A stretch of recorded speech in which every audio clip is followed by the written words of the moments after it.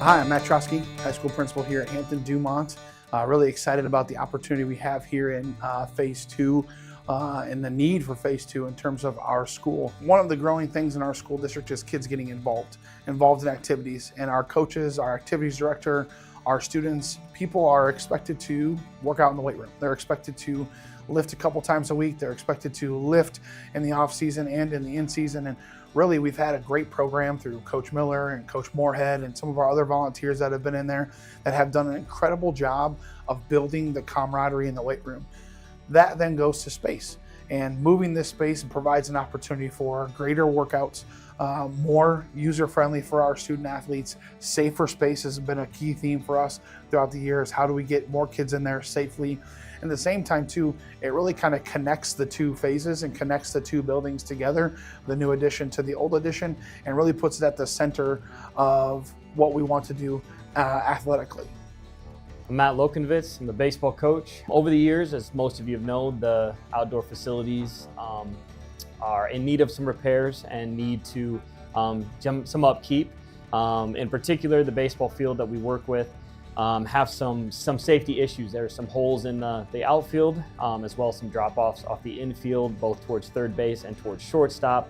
The infield does sink down, and we've been trying our best to upkeep that as much as possible. With laser lighting some of the infield, we've redone as much as we can with the mound and the batter's boxes and those types of things. But right now we're at a point where we just can't do anymore. We've brought some other people in, and it's time to redo all of the stuff that we need to redo. And this bond issue is really going to help with that, kind of redoing everything that we need to do to make our baseball field safe for our kids to be able to come out and play on our baseball field.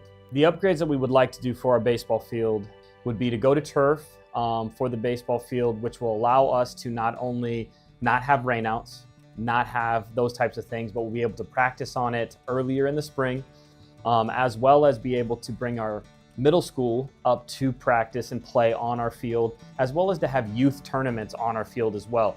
Bringing the fences in, bringing the mounds in, and doing some of those types of things will allow us to be able to utilize the high school field a lot better than what we have in the past. So not only being able to just utilize it for our own stuff, but using it as a money generator to bring in other teams around the area to come in and play. We'll be able to host some postseason games again, some sub-state games and those types of things that we haven't been able to do because of the field conditions. We'll be able to do that. So we'll be able to bring in a lot more money, which will then in turn be able to help other activities and facilities as well. Currently our football field, we have our maintenance crew do everything they can to keep the football facility looking nice, updated, all of those things. But we do have some obstacles with the current field. We currently do not have irrigation underneath that field to be able to run water on it year-round. But we have multiple teams that are using that space year-round. And we have football using it during the fall, then the winter season happens, and then soccer's on it immediately. And we love that both teams are able to use it, but just that field takes a beating. I am Jesse Leiser with Emergent Architecture.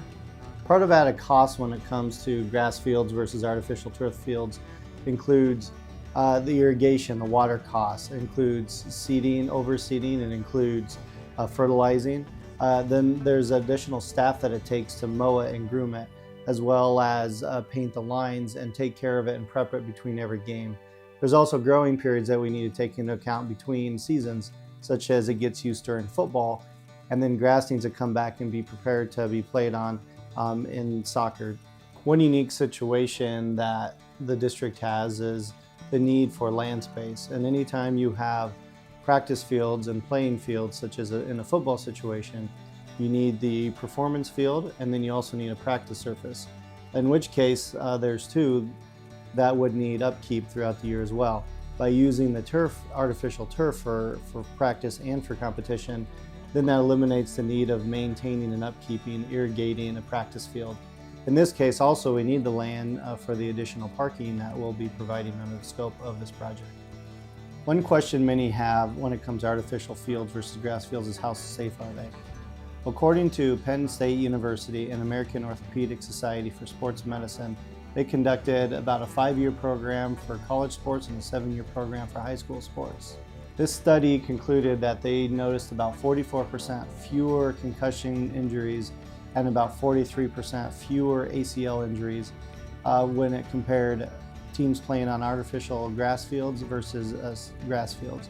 They also noticed about 25% less lost time due to severe injury and about 16% less lost time due to minor injuries from athletes playing on artificial fields versus a grass field. A real big advantage artificial turf has is the amount of play hours that it can have.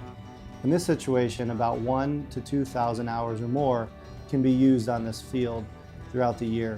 Compared to a grass field, it's usually around a few hundred hours of use. That's mainly due to rain, weather, temperature, the growing seasons and repair seasons that are required. Artificial turf does not have those issues. It drains right away after rain, and it dries out rather quickly and can be used shortly after a rain event. Also, it doesn't need the maintenance and growing time and repair time that grass does, so it can be used pretty much year-round as long as there's not snow on it. When people come through Hampton, they take a look at Hampton-Dumont, the high school together. What we really want to do is provide a space that is incredible for everybody, whether it be turf fields in this next situation. And then that's something that goes year round. Right now, very difficult to continue maintenance, but also being able to host track meets, being able to have baseball and softball have practices if there's a late May snow or a late April snow, being able to have soccer meets that don't get canceled due to weather conflicts, or being able to turn around and have a great football fall season on the field, and be able to have marching band go out and practice marching band during the day without having to have lines repainted or grass recut for them, and really using that activity area as a space everybody can use. YSF uses it on Sundays. Other sports organizations can come on in. I know that the community is looking for some space for soccer fields, and maybe that's something to partner with.